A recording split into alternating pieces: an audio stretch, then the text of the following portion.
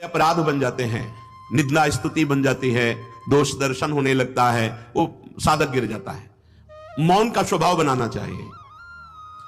जड़ मौन यहां वृंदावन में ठीक नहीं। यहां हम राधा राधा बोलेंगे, प्रभु की चर्चा बोलेंगे, कोई प्रश्न करेगा तो जो शास्त्र सम्मत बात है उत्तर देंगे, नहीं तो मौन रहेंगे। प्रपंच की तरफ से पूर्ण मौन होना चाहिए।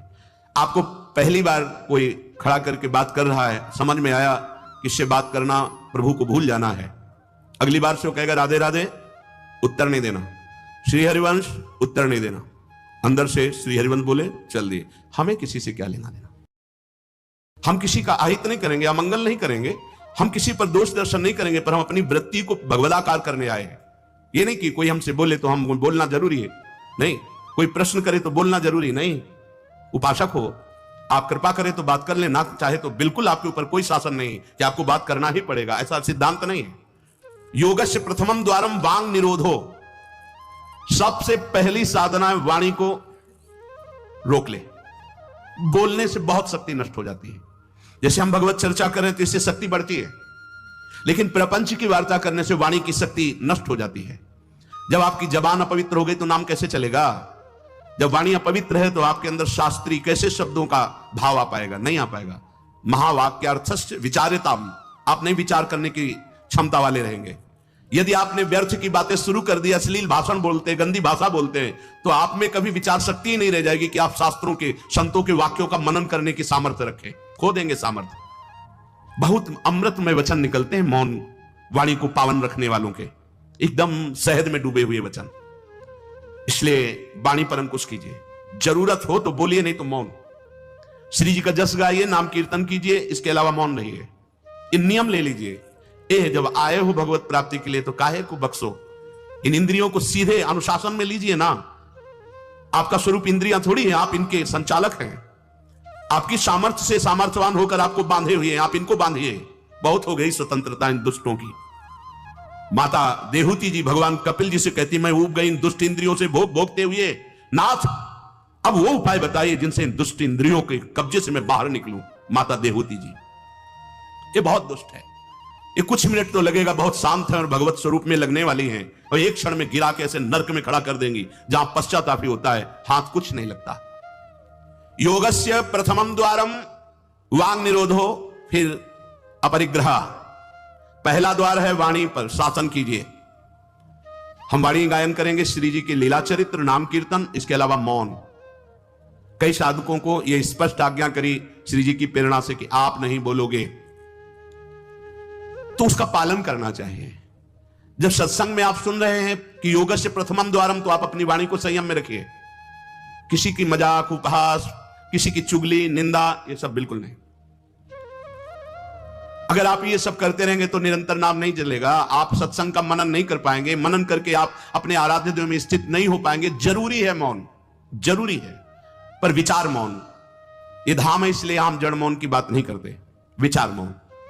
और वो मौन ही किस काम का, जो एक शब्द में हम बात कर लेते हैं, वो 5 मिनट लगाएं। जैसे कोई बात करनी, अब वो कुछ बोला, अब उसमें पूरी एकाग्रता, पूरी शक्ति नहीं, सीधे बोल रहे, स्विच ऑफ कर दे, क्या चला गया। जड़ मौन के लिए फिर ना ऊ ना हूं, कुछ नहीं, ना लिखना, ना पढ़ना, ना कुछ, बिल्कुल बालवत परमहंस स्थिति। कोई प्रश्न नहीं, कोई उत्तर नहीं, एकदम जड़वत, जीते जी मृत, जीवन मुक्त होने के लिए। तो वो ये श्रीधाम वृंदावन है, यहां उचित नहीं, क्योंकि यहां राधा नाम स्वयं हरि रखते हैं, तो हमारी जबान की सार्थकता है, राधा नाम कीर्तन करें, वाणी जी का गायन, इसके अलावा मौन रहे। दूसरा, अपरिग्रह, उतना ही स्वीकार कीजिए जिससे आपकी जीवन यात्रा चलती है, इसके बाद नहीं। एक भी वस्तु एक्स्ट्रा आपके पास नहीं होनी चाहिए। क्यों होनी चाहिए? जब रोज का रोज श्री जी दे रही तो तुम्हें एकत्रित करने की जरूरत क्या है? आपको जो दिनचर्या में चाहिए बस उतना ही, इसके आगे नहीं। एक भी कंबल एक्स्ट्रा नहीं रखना होना चाहिए, एक भी वस्त्र नहीं एक्स्ट्रा नहीं होना चाहिए। जो हमारी दिनचर्या में आ रहे हैं कि 2 कॉपिन, 2 मार्किन, बनियान, स्वेटर, 1 कंबल या 2 कंबल, जिससे आपकी दिनचर्या कट रही, बस इसके अलावा आपके पास कुछ नहीं। आपकी जो दिनचर्या है, वो दिनचर्या जो प्रभु दिए हुए हैं शरीर पालन पोषण के लिए, शरीर के लिए उतनी आवश्यक है। अगर सही दिनचर्या करनी तो राइट टाइम पे आपका पहले कंबल हटना चाहिए। समय कंबल फेंक दिया दूर, अपनी दिनचर्या में लग जाओ। काहे को शरीर को इतना दुलार करके बबुआ बनाए हुए हो, कान के कंटूप ऐसे बांधे, मुंह में ऐसे बांधे, ऐसे क्या होना है इसको? ये जड़ शरीर है, जितना प्यार करोगे उतना ही परेशान करेगा ये। हाँ, इसको ज्यादा नहीं, आहार दे दिया, संयम नियम से स्नान ध्यान पूजा पाठ, हर समय भगवत चिंतन। ये जड़ है, अभ्यास है। यहां कौन बांधता है कुछ? 12 महीना झेलता है नहीं मस्तक का, ये सब कौन बांधता है? ऐसे अभ्यास।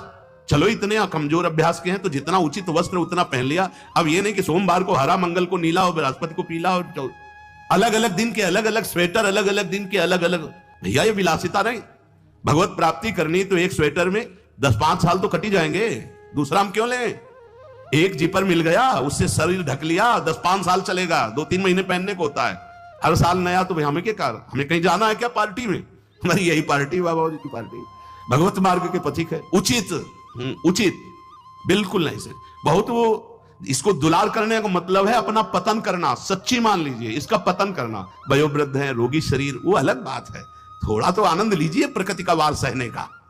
अगर शरीर रुग्ण नहीं है, जवान शरीर हो, ब्रह्मचारी हो, आग है अंदर, सहो हर प्रकृति के वार को। गर्मी सर्दी बरसात भूख प्यास, सच्चिदानंद में स्थित हो जाओ, तुम्हारा बाल बांका भी कोई नहीं कर सकता। अब मार दिन में 50 बार शीशा देखना, अब वो फंसाएगा कि नहीं फंसाएगा? चेहरा फंसाएगा ना। तिलक के सिवा दोबारा शीशा नहीं देखना चाहिए। इस देहाभिमान के राग को काटना कि पुष्ट करना है। जय बार निकले तय बार देख करके हर सेटिंग किस। जब हम ऐसे कर्म करते हैं कि आनंद का मार्ग ढक जाता है तो हमें जीना अच्छा नहीं लगता। आनंदेन जातानि जीवंती, आनंद के लिए ही हम जीते हैं। जहां लगा कि अब आनंद नहीं मिलेगा तो बस लगता है आत्महत्या कर लो, प्राण त्याग दो। क्यों? क्योंकि आनंद में जीना चाहता है। क्यों आनंद में जीना चाहता है? क्योंकि वो आनंद का अंश है। फिर उसे आनंद क्यों नहीं मिल रहा? क्योंकि दिशा गलत हो गई, सोच गलत हो गई, भ्रमित हो गया। आनंद प्रभु में है। वो आनंद, उसका तारतम्य वर्णन करती श्रुति।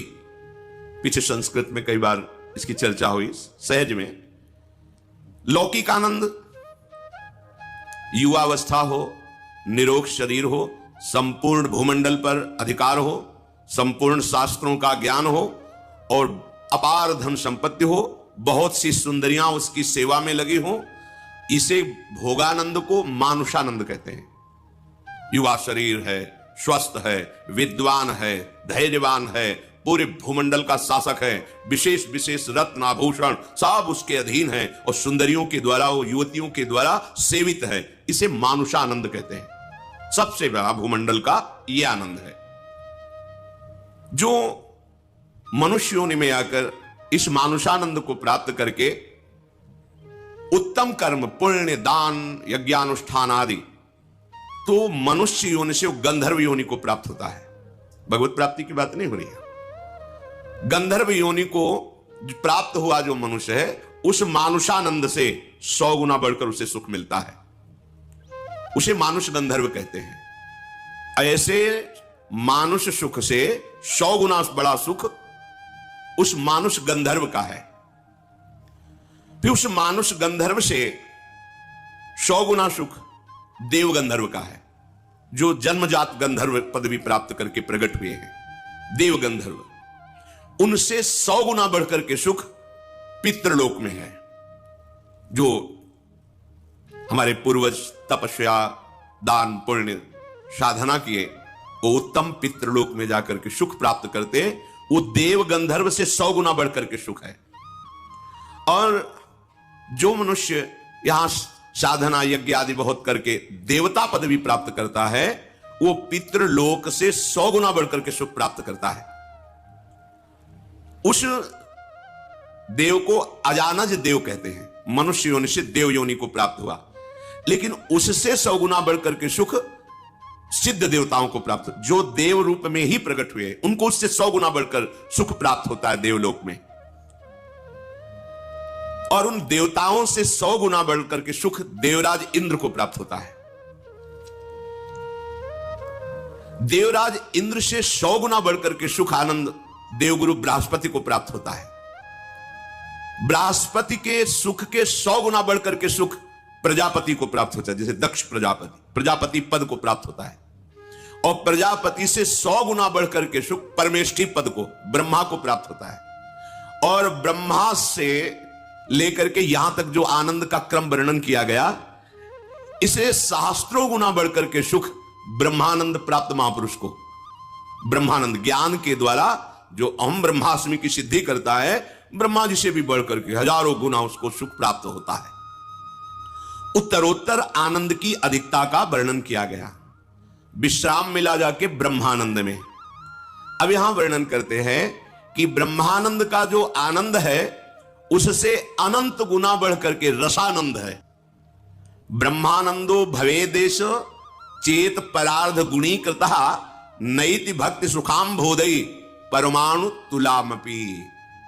ये मनगढ़ंत बात नहीं, वेद का वर्णन है, वैदिक सिद्धांत का। ब्रह्मानंद की जो संख्या मानुष सुख से शुरू हुई और ब्रह्मा तक पहुंची, उससे हजारों गुना बढ़कर सुख उस ब्रह्मानंद को प्राप्त महापुरुष को, जो उसको सुख प्राप्त है, एक के ऊपर 17 शून्य लगावे उसे परार्ध कहते हैं। एक लिखा और 17 शून्य लगा दे, उस संख्या को परार्ध कहते हैं। इस परार्ध से उस ब्रह्मानंद का गुणा किया जाए, वो भी भक्ति के प्रेम सुख के कण के बराबर नहीं है। ये देखो, ओहो, तो हम कह सकते हैं कि ब्रह्मानंद से अनंत गुना सुख प्रेमानंद में है। ऐसे प्रेम की प्राप्ति के लिए हमें मनुष्य शरीर मिला है। सोचो, आप कितनी मूढ़ता धारण करते हैं, इतने महासुख को एक क्षुद्र विषय में छोड़ देते हैं, त्याग देते हैं। आप क्या हैं? आपको किस पंक्ति में खड़ा किया गया है? आप अपने भाग्य की सराहना नहीं कर सकते? अहो भाग्य लाडली, आज आपने प्रेम मार्ग में मुझे चलने का सौभाग्य दिया। आप जानते हो, आपको जो मिला है इसके लिए ब्रह्मा जी भी तरसते हैं। हजारों वर्ष तपस्या करने पर भी गोकुल की लता नहीं बन पाए। वृंदावन की लता की तो मांग ही नहीं की। आश्चर्यचकित होकर, भयभीत होकर 3 परिक्रमा करके चले गए। 60,000 वर्ष तपस्या की कि गोकुल की कोई लता बन जाए, नंदन की चरण धूलि पड़ेगी। ये वृंदावन धाम आपको मिला, आश्रय मिला, दर्शन मिला, वास मिला। कल आप सुन रहे थे, प्रियाजू की शरणागति मिली, राधा नाम जपने को मिला। जानते हो आप कहा हो? ब्रह्मानंद के आगे 1 लिख के 17 शून्य गुणा किया जाए तो वो भी रसानंद की तुलना में नहीं आएगा। प्रेम से प्लावित होकर के जो राधा राधा राधा। किसी ने 2 बजे रात्रि के पूछा किसी से, आप क्यों बैठे हैं? उनका हम केवल दर्शन के लिए बैठे हैं। हमें दिखाया उसको, क्यों दर्शन करना चाहते हैं?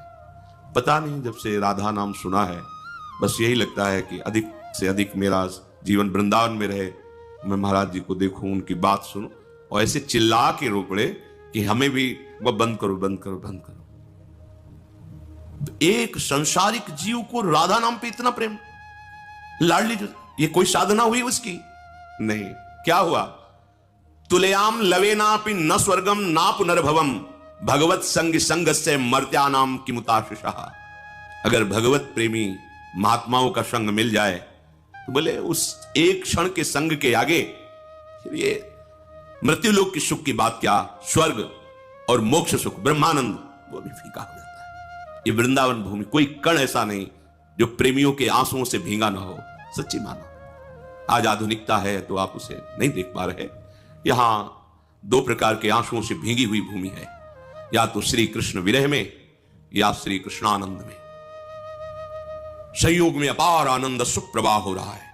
गदगद सुर नैना सजल दंपति रस रहे भीन, ये आनंद श्रु, या हा कृष्ण हा प्राण वल्लभ कब मिलोगे। ये भूमि उन प्रेमियों की है जिनके आंसुओं से और हमारे प्रिया प्रीतम यहां विहरण करते हैं। इस भूमि का चमत्कार, इस भूमि की रज का प्रेम करने वाले रसिकों का संग। आप किस पंक्ति में खड़े हैं? ब्रह्मानंद भी जहां गणना में नहीं आता है, आप उस रसानंद में हैं। रस ही की मूर्ति दो रसिक लाडली लाल, साक्षात रस हैं हमारे प्रिया प्रीतम। नंद नंदन कैशोर लीलामृत महाम्बुधो निमग्नानाम किमस्माकम निर्वाण लवणांभषा। लवण कहते नमक को। अब देखो रस का भेद वर्णन कर रहे हैं। प्रभु हमारे स्वामी हैं, हम उनके सेवक हैं। ब्रह्मानंद इसकी तुलना में नहीं है। ये रसानंद की बात हो रही है। दास्य रस, शांत रस तो ब्रह्मानंद में ही आता है। सब जगह एक ही परिपूर्ण परम तत्व है, ये शांत रस। अब वो जो परम तत्व है मेरा स्वामी है, मैं उनका दास हूं। ये उस रसानंद से, शांत रस से बहुत श्रेष्ठ रस है। दास की भावना करके प्रतिपल उनकी सेवा सुख में निमग्न रहना, वो स्वामी है। इससे भी बढ़कर है, प्रभु मेरे सखा हैं, मित्र हैं, मैं उनका मित्र हूं। जो दास में सेवा करने का उत्साह बढ़ता है तो स्वामी की आज्ञा की बाट जोता रहता है। अपने मन से कुछ भी करने के लिए उसे संकोच होता है। बहुत बड़े स्वामी हैं, उनका इशारा मिले, उनकी आज्ञा। लेकिन सखा को ऐसा नहीं है। स्वामी आंतरिक तो, क्योंकि मूल तो दास भाव है तो रहता ही है, पर उसको खेलने में, हंसने में, विनोद करने में कोई संकोच नहीं होता। वो समान भाव, मित्र भाव, समान भाव रहता है। यार तू मेरा सब होगा सबके लिए भगवान, लेकिन मेरा तो तू कान्हा है ना। वरुण लोक से जब भगवान की महिमा देखकर नंद बाबा आए, सबसे वर्णन किया, तो सखाओं ने भगवान है, कान्हा तू भगवान है यार। भगवान से कैसे कहे, कान्हा तू भगवान है यार। यार कैसा भगवान होता है, दिखाओ हमको। हमने तो सुना है वैकुंठ में भगवान रहता है, तू वैकुंठ में रहता है। जब वैकुंठ की महिमा देखी, नहीं चाहिए मुझे ऐसा भगवान, मेरे लिए कन्हैया ही का, मुझे ये नहीं भगवान। ए रुको, जय विजय सब पार्षद, सौंदर्य मणि भगवान महाईश्वर लक्ष्मी चरण, हमें नहीं चाहिए, हमारा वो कन्हैया का हमें नहीं चाहिए, हमें वापस करो। लिपट गए, कन्हैया मुझे भगवान नहीं चाहिए, मुझे तू चाहिए। हम तेरे साथ खेल सकते हैं, तेरे से लड़ सकते हैं, तेरे से प्यार कर, मुझे ऐसा भगवान नहीं चाहिए जहां इतनी अदब, इतना सख्य भाव, समान भाव, महासुख। कोई छोटी मोटी बात नहीं, पर ब्रह्म परमात्मा तत्व से सख्य भाव रखना। मेरा दोस्त है, मेरा यार है, मेरा मित्र है, मेरा प्राण है। वात्सल्य, नंद नंदन आनंद कंद भगवान मेरे पुत्र हैं, महान, सख्य भाव से भी ऊपर। हर समय उनको दुलार करना, उनके चिंतन में रहना, मेरे लाला को सुख पहुंच। देखा, एक माई को देखा था, अंतर्धान हो गई, विरक्त, टाट लगाए रहती थी। गोपाल जी को ऐसे झूला गले में बनाए हुए थे, ऐसे इधर टॉफी, इधर दूध, इधर बिस्कुट, इधर पेड़ा, इधर परिक्रमा लगाती। थोड़ी थोड़ी देर में ऐसे, अच्छा दूध पिएगा तो दूध डाल, चुप रहे थोड़ी देर, राधा राधा राधा सुन, राधा राधा। हर समय भगवत आवेश उनको रहता, श्री कृष्ण मेरे लाला है। अपार सुख, वात्सल्य भाव। इससे भी बढ़कर के रस, श्री कृष्ण मेरे प्रीतम है, कांता भाव। कोई भी कर सकता है, इसके लिए कोई स्त्री पुरुष का भेद नहीं। ये भाव अपने अंश भाव से किया जाता है। ये देह भाव प्रकृति का अंश, इससे नहीं मैं पुरुष हूं कैसे श्री कृष्ण को कांता मानूं, नहीं, पुरुष तो केवल पोशाक है। कांता भाव में गोपी प्रेम की ध्वजा, मेरे प्रीतम श्री कृष्ण, श्रृंगार मूर्ति, कोटि मदनों का मनमथ कर देने वाले भगवान के प्रति मेरे प्राण प्यारे प्रीतम पति। कितना सुख है। देखो ना मीरा जी को, राणा जी अंतर ध्यान हुए, बोले सुहाग उजाड़, बोले ना इनका हमने सुहाग भरा था, ना सुहाग उजड़ेगा। मैं गिरधर को अपना पति मानती हूं, उन्हीं का सुहाग है, मेरा अविनाशी चूड़ला है। मैंने ऐसे पति को वरा ही नहीं कि जो जन्मा और मर जाए। मैंने अविनाशी श्री कृष्ण को, जाके सिर मोर मुकुट मेरो पति सोई, मेरे तो गिरधर गोपाल। कितना अपार सुख, रोम रोम पुलकित होता है इन महापुरुषों की निष्ठा और भाव देखकर। इससे भी ऊपर महामाधुर्य रस, प्रिया जो के चरणों की ठसक, मैं लाडली जो की हूं। ये शरीर भाव लेकर, ये बहुत मलिन शरीर है, केवल भगवत प्राप्ति के लिए इसकी योग्यता है, और बहुत घृणित शरीर है ये। इसको लेकर तर्क वितर्क की, मैं पुरुष हूं, कैसे दासी भाव करूं, कैसे सखी। जो ऐसे प्रभु की जिनके प्रति कांता भाव तक की उपासना का वर्णन किया गया, वो प्रभु जिन हमारी प्यारी जो के प्रेम रस में मतवाले रहते हैं। राधा राधा जाहि श्याम मुरली में टेरत, राधा राधा राधा राधा।